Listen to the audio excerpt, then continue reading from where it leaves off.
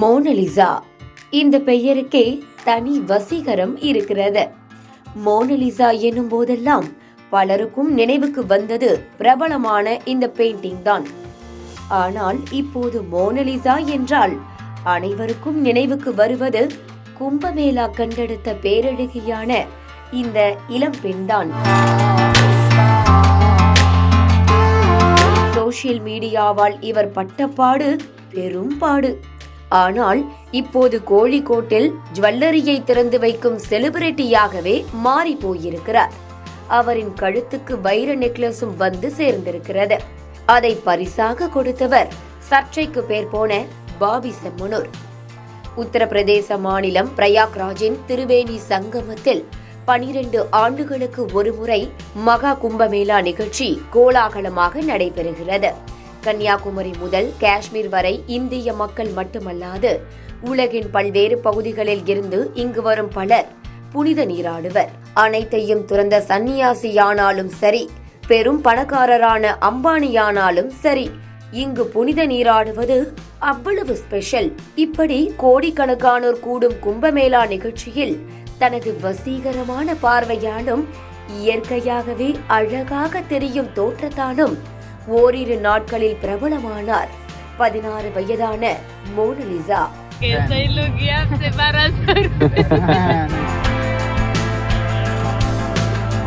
கிரங்கடிக்கும் காந்த கண்கள், கச்சிதமான மூக்கு, இந்திய பெண்களுக்கே உரிய மாநிலம்தான் இவரது ஆக பெரும் அசெட். ஒற்றை வீடியோவாக சோசியல் மீடியாவில் சென்சேஷனல் ஆனார். அதைத் தொடர்ந்து அவரிடம் போட்டோ எடுக்க பெரும் பட்டாளமே போட்டி போட ஒரு சிலர் அத்துமீறினர்.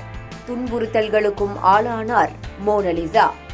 உத்தரப்பிரதேசத்தில் இருந்து உலக ஃபேமஸான இவரது பூர்வீகம் என்னவோ மத்திய பிரதேச மாநிலம் இந்தூர்தான். ருத்ராட்ச மாலை, மணி மாலைகள் போன்றவற்றை விற்று பிழைக்கும் எளிய குடும்பத்தை சேர்ந்தவர்தான் இந்த மோனலிசா.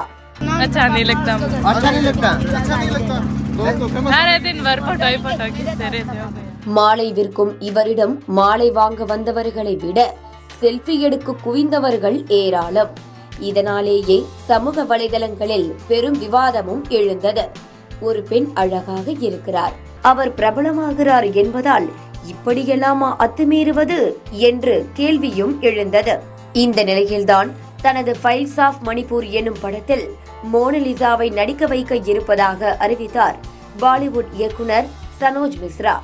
இந்த அறிவிப்புக்கு பிறகு AI தொழில்நுட்பத்தின் டீப் ஃபேக் முறையை கையாண்ட பலர் மோனலிசாவின் வீடியோவை வைத்து கவர்ச்சியாக்கி பதிவிட்டு அத்துமீறவும் செய்தனர்.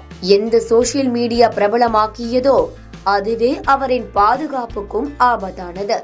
இந்த நிலையில்தான் கேரளாவை சேர்ந்த பிரபல தொழிலதிபர் பாபி செம்மனூர் மோனலிசாவை அழைத்து தனது நகைக்கடையை திறந்து வைத்திருக்கிறார்.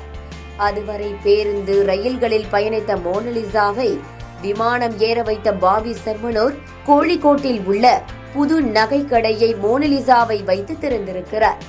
அழகிற்கு அழகு சேர்க்கும்படி சிவப்பு நிற உடையில் வந்த மோனலிசா மலையாளத்திலேயே சில வார்த்தைகளை பேசி கவனம் ஈர்த்தார். தொடர்ந்து நகைக்கடையை திறந்து வைத்த அவருக்கு வைர நெக்லஸை போட்டு அழகு பார்த்தார் பாபி செம்மனூர். இப்படியாக மோனலிசாவை அழைத்து வந்து கடையை திறக்க மட்டும் சுமார் 15 லட்சத்தை செலவு செய்துள்ளாராம் செம்மனூர். அவ்வப்போது புது சாகசங்களை செய்வது, சர்ச்சையில் சிக்குவது என்று இருக்கும் இந்த செம்மனூர் சமீபத்தில் கூட சிறை சென்று வந்தார். ஆம், மலையாள நடிகை ஹனி ரோஸ் கொடுத்த பாலியல் புகாரில் கைது செய்யப்பட்ட பாபி செம்மனூர் இப்போது சிறையில் இருந்து வெளிவந்திருக்கிறார். இப்படியாக கடைக்கோடி குடும்பத்தில் பிறந்து அழகால் கவனம் பெற்ற மோனலிசா இன்று பெரும் செலிபிரிட்டியாக மாறியிருக்கிறார். இவரின் இந்த அபார வளர்ச்சிக்கு பலரும் வாழ்த்து கூறி வருகின்றனர். ஒரு சோசியல் மீடியா ஃபேம் என்ன செய்துவிடும்? இதுதான் பதில்.